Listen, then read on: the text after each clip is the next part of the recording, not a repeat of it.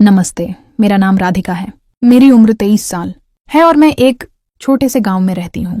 गांव में लोग कहते थे कि मेरी आंखों में कुछ ऐसा है जो सामने वाले को दोबारा मुड़कर देखने पर मजबूर कर देता है। मैं जब आंगन में बाल सुखाने खड़ी होती थी तो पड़ोस की औरतें कहती थीं, राधिका, तेरे नखरे किसी शहर वाली लड़की से कम नहीं।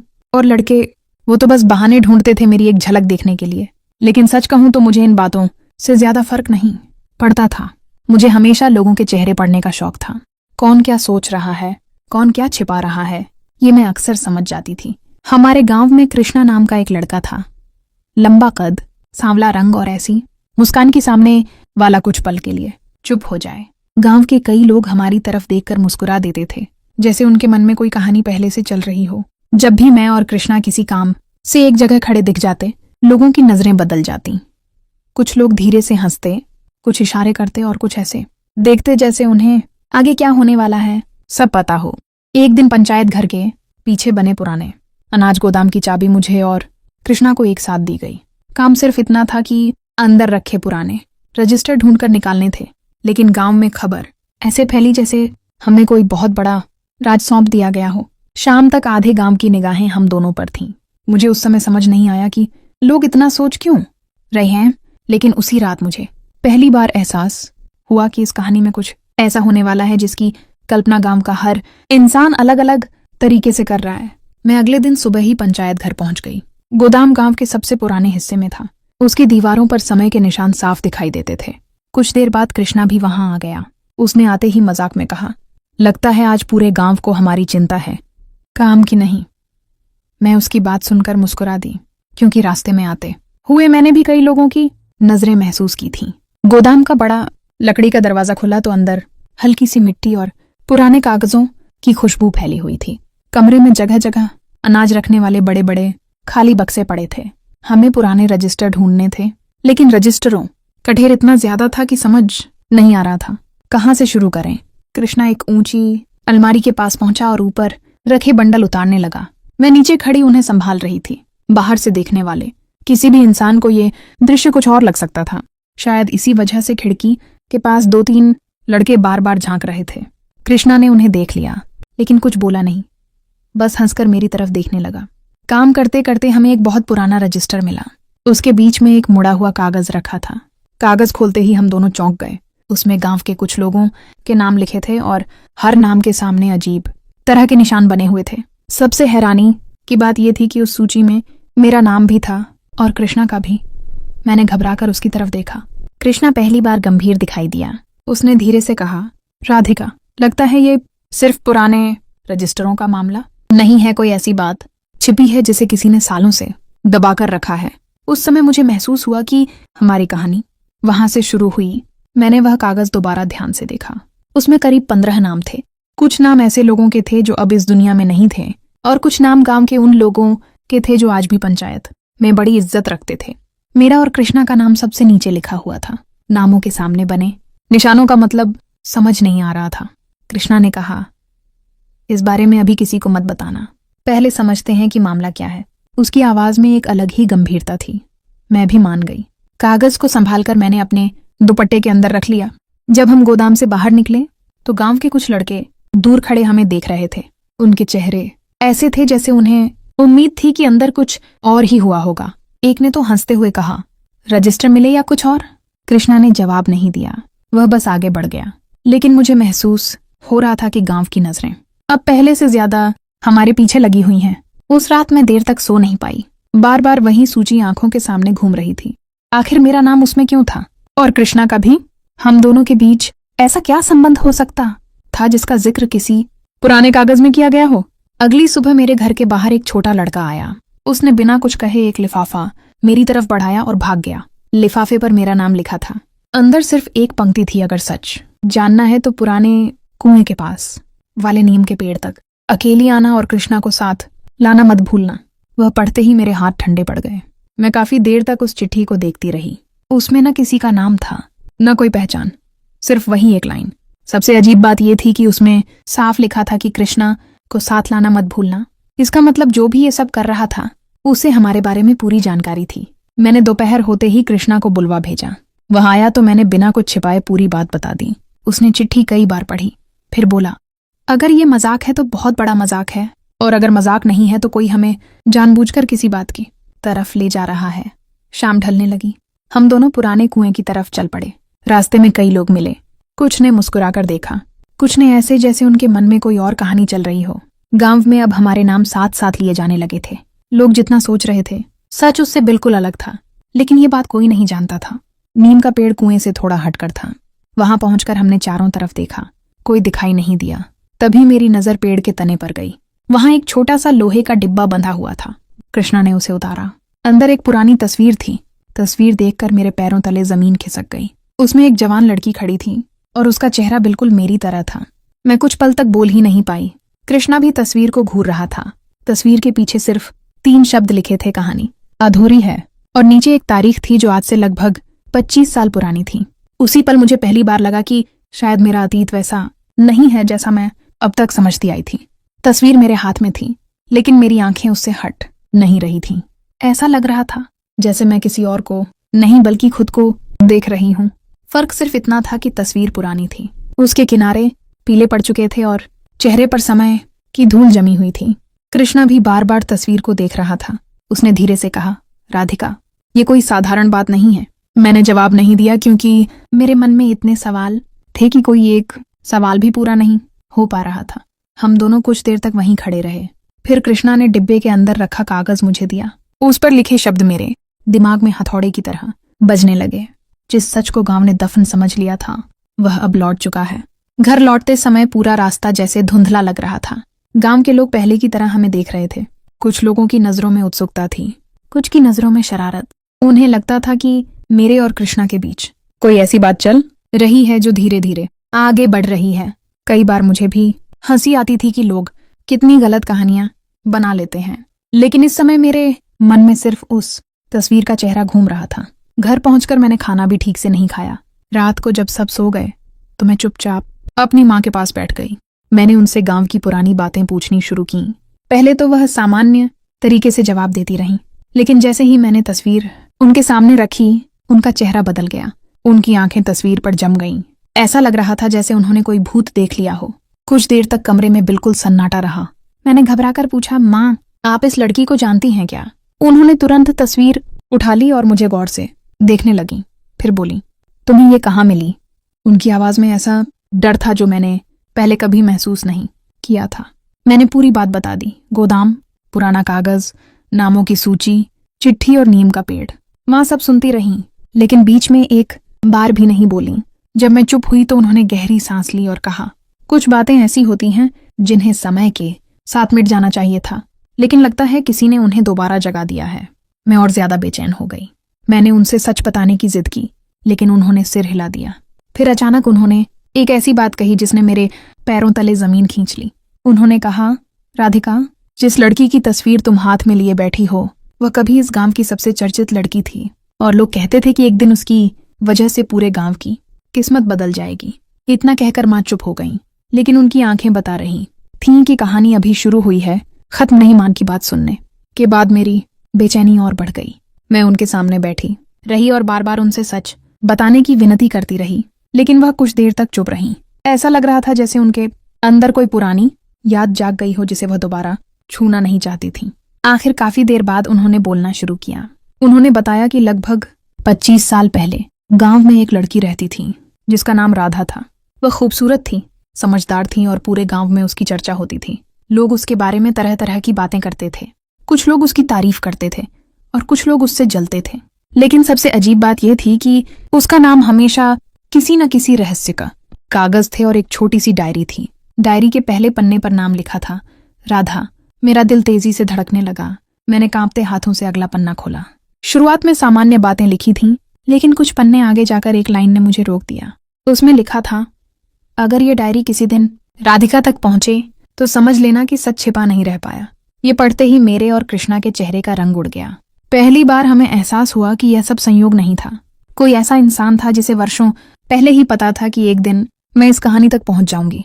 और सबसे डराने वाली बात यह थी कि उस इंसान ने मेरा नाम तब लिखा था जब शायद मेरा जन्म भी नहीं हुआ था। अगर राधा की कहानी का संबंध तुमसे है तो इसका मतलब कोई हमें जानबूझकर उसकी तरफ ले जा रहा है। सवाल यह है कि क्यों? हम दोनों इसी बारे में बात कर रहे थे कि तभी घर के बाहर किसी के कदमों की आवाज आई।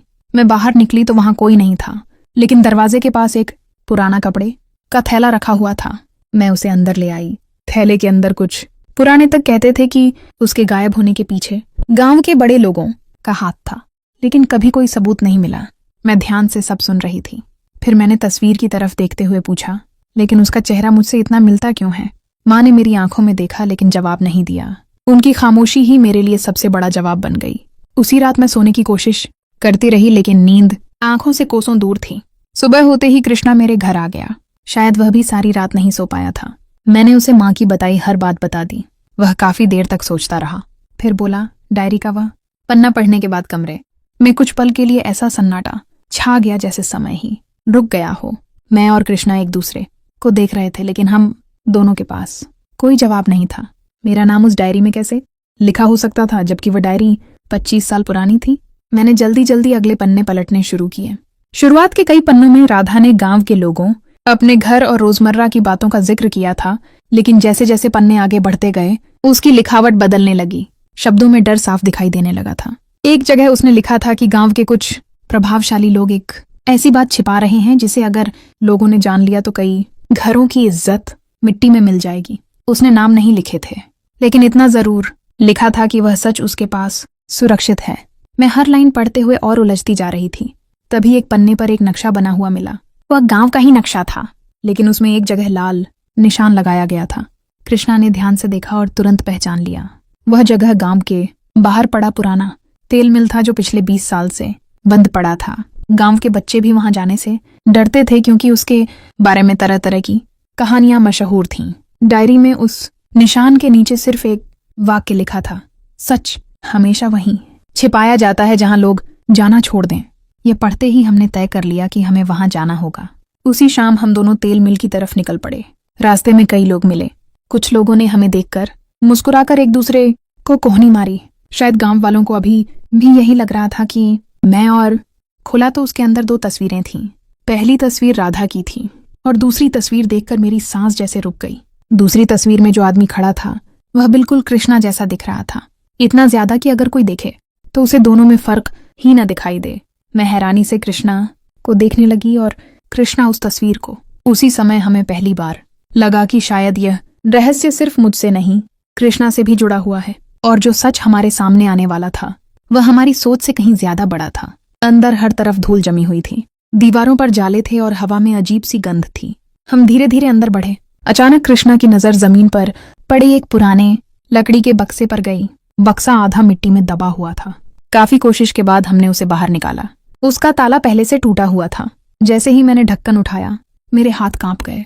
बक्से के अंदर कुछ पुरानी तस्वीरें, कुछ कागज और एक चांदी का छोटा लॉकेट रखा। हरिनाथ नाम सुनते ही कमरे का माहौल बदल गया। कृष्णा काफी देर तक चुप खड़ा रहा। मैं उसके चेहरे को देख रही थी। ऐसा लग रहा था जैसे उसके दिमाग में बचपन की बहुत सी बातें एक साथ घूमने लगी हों। उसने धीरे से कहा, मेरे दादाजी गांव के सबसे सम्मानित लोगों में गिने जाते थे। उन्होंने कभी किसी के साथ गलत नहीं किया। अगर उनका नाम इस कहानी में है तो जरूर कोई ऐसी बात होगी जो हमें अभी तक नहीं पता। हम दोनों ने फाइल के बाकी पन्ने पढ़ने शुरू किए। धीरे धीरे पूरी तस्वीर साफ होने लगी। 25 साल पहले राधा और हरिनाथ के परिवार का एक गहरा संबंध था, लेकिन वह संबंध वैसा नहीं था जैसा गांव के लोग कहानियों में बताते रहे थे। असलियत उससे बिल्कुल अलग थी। राधा गांव के कुछ लालची लोगों के खिलाफ सबूत इकट्ठा कर रही थी। उन लोगों ने कई गरीब परिवारों की जमीन धोखे से अपने नाम करवाई थी। गांव में उनकी इतनी ताकत थी कि कोई उनके खिलाफ बोलने की हिम्मत नहीं करता था। राधा ने उनके सारे कागजों की नकल अपने पास रख ली थी। जब उन लोगों को इसकी खबर लगी तो उन्होंने राधा को बदनाम करना शुरू कर दिया। गांव में उसके बारे में तरह तरह की अफवाहें फैलाई गईं ताकि कोई उसकी बात पर विश्वास न करे। यही वह समय था जब राधा अचानक गायब हो गई। फाइल में आगे लिखा था कि राधा कहीं भागी नहीं थी। उसने खुद अपनी पहचान छिपाई थी क्योंकि उसे अपनी जान का खतरा था। जाते समय उसने एक छोटी बच्ची को सुरक्षित रखने की जिम्मेदारी कुछ भरोसेमंद लोगों को सौंपी थी। वही बच्ची आगे चलकर राधिका बनी। मेरी आंखों से आंसू निकल आए। इसका मतलब राधा मेरी माँ थी। मैं कुर्सी पर बैठ गई। मेरे मन में वर्षों के सवाल एक साथ जाग गए। मैं कौन हूँ? मेरा असली परिवार कौन था? मेरी असली माँ कहाँ गई? लेकिन सबसे बड़ा सवाल अभी भी बाकी था। फाइल के आखिरी हिस्से में लिखा था कि राधा ने गांव छोड़ने से पहले सारे असली दस्तावेज एक ऐसे व्यक्ति को सौंपे थे जिस पर उसे सबसे ज्यादा भरोसा था। वह व्यक्ति था हरिनाथ, कृष्णा के दादा। कृष्णा ने गहरी सांस ली। अब उसकी आंखों में डर नहीं था, बल्कि एक अजीब सी समझ थी। उसने कहा, अब मुझे बचपन की एक बात याद आ रही है। मेरे दादाजी हमेशा कहते थे कि कुछ सच ऐसे होते हैं जिन्हें सही समय आने तक छिपाकर रखना पड़ता है। हम दोनों फाइल समेट ही रहे थे कि उसमें से एक आखिरी लिफाफा नीचे गिरा। उस पर साफ लिखा था, राधिका और हरिनाथ के परिवार के लिए। मेरे हाथ कांप रहे थे। मैंने लिफाफा खोला। बदनामी की वजह से सिर झुकाकर नहीं चलेगा। पत्र की आखिरी लाइन पढ़कर मेरी आंखें भर आईं। उसमें लिखा था, जिस लड़के पर सबसे ज्यादा भरोसा करना, वह हरिनाथ के घर से ही मिलेगा। मैंने धीरे धीरे सिर उठाकर कृष्णा की तरफ देखा। वह भी मुझे ही देख रहा था, लेकिन उस पल हमारे बीच कोई फिल्मी या वैसी भावना नहीं थी जैसी गांव वाले सालों से सोचते आए थे। हम दोनों सिर्फ एक सच्चाई को समझ रहे थे, हमारी मुलाकात शायद संयोग नहीं थी। और अब पहली बार हमें एहसास हुआ कि इस पूरी कहानी का अंत वैसा नहीं होगा जैसा गांव वाले हमेशा कल्पना करते रहे थे। असल अंत अभी बाकी था। अंदर राधा का लिखा हुआ एक पत्र था। पत्र में उसने लिखा था कि अगर ये खत कभी राधिका तक पहुंचे तो समझना कि वह अपना वादा पूरा कर चुकी है।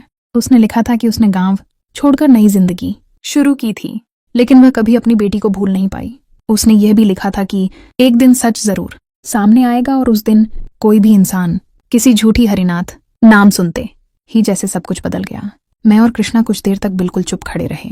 कमरे में सिर्फ हमारी सांसों की आवाज सुनाई दे रही थी। कृष्णा बार बार फाइल के उस पन्ने को देख रहा था जहां उसके दादाजी का नाम लिखा था। उसके चेहरे पर हैरानी साफ दिखाई दे रही थी। उसने धीरे से कहा कि उसके दादाजी हमेशा गांव के सम्मानित लोगों में गिने जाते थे। उन्होंने कभी किसी के साथ गलत नहीं किया था। अगर उनका नाम इस कहानी में आ रहा है तो जरूर कोई ऐसी बात है जो आज तक किसी को नहीं पता चली। मैंने भी सिर हिलाया, क्योंकि अब तक जो कुछ हमारे सामने आया था वह किसी साधारण कहानी जैसा नहीं था। हमने फाइल के बाकी पन्ने पढ़ने शुरू किए। हर नया पन्ना किसी नए रहस्य का दरवाजा खोल रहा था। धीरे धीरे हमें पता चलने लगा कि 25 साल पहले गांव में जो बातें लोगों ने सुनी थीं, उनमें से ज्यादातर झूठ थीं। असलियत कुछ और ही थी। राधा गांव की उन गिनी चुनी लड़कियों में से थी जो अन्याय के खिलाफ खड़ी होने की हिम्मत रखती थीं। गांव के कुछ प्रभावशाली लोगों ने गरीब परिवारों की जमीन अपने नाम करवाने के लिए धोखे किए थे। लोग डर की वजह से चुप रहते थे, लेकिन राधा चुप नहीं रही। उसने सबूत इकट्ठे करने शुरू कर दिए।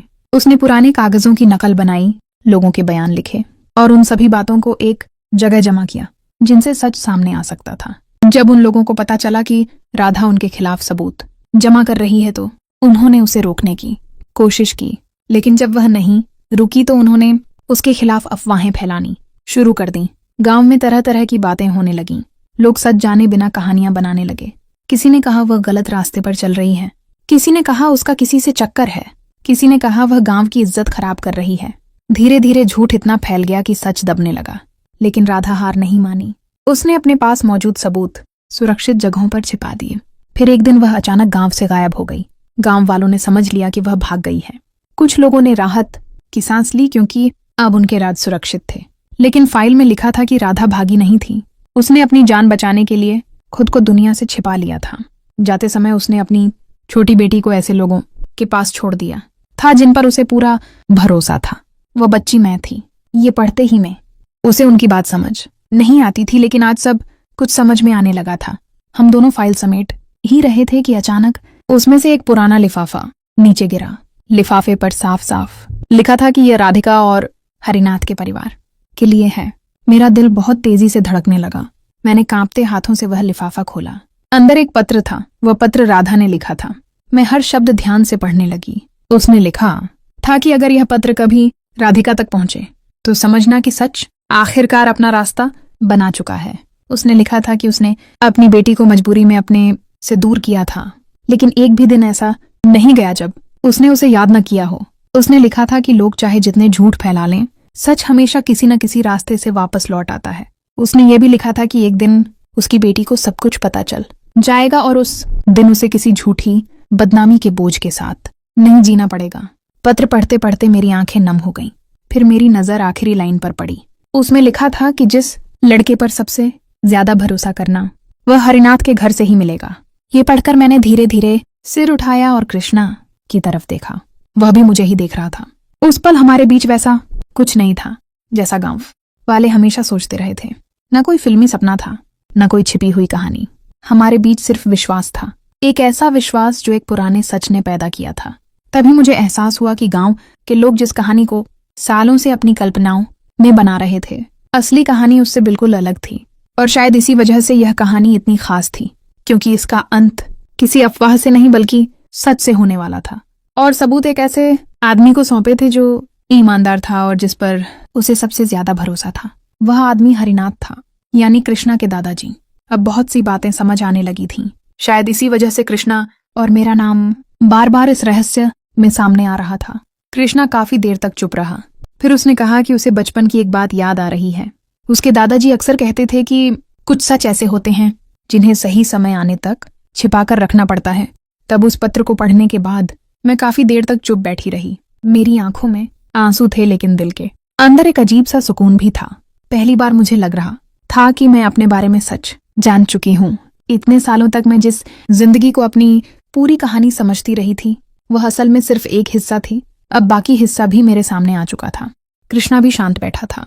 उसने कोई बड़ी बात नहीं की, कोई दिलासा देने की कोशिश नहीं की, बस मेरे पास बैठा रहा।